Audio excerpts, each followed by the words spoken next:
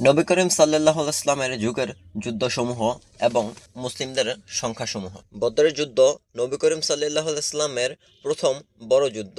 তখন মুসলিমদের সংখ্যা ছিল ৩১৩ জন, কুরাইশ ছিল ১,০০০। মুসলিমদের বিজয় হয়। ইসলামের ইতিহাসে একটি গুরুত্বপূর্ণ মোড় বদরের যুদ্ধ। দ্বিতীয়ত, উহুদের যুদ্ধ। মুসলমানদের প্রাথমিক জয়, পরে শৃঙ্খলা ভঙ্গের কারণে ক্ষতি। গুরুত্বপূর্ণ শিক্ষা: আদেশ মানার গুরুত্ব। তৃতীয়, খন্দকের যুদ্ধ। মদিনা রক্ষায় পরিখা খনন, শত্রুরা ব্যর্থ হয়ে ফিরে যায়। খোলাফায়ে রাশিদিনের যুগ ৬৩২ থেকে ৬৬১।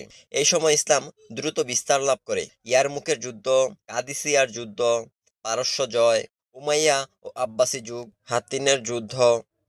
নেতৃত্বে ছিলেন সালাউদ্দিন আইয়ুবী। ওসমানীয় সাম্রাজ্য, আধুনিক যুগ অর্থাৎ ঔপনিবেশবাদ বিরোধী সংগ্রাম, বিভিন্ন দেশে স্বাধীনতার যুদ্ধ।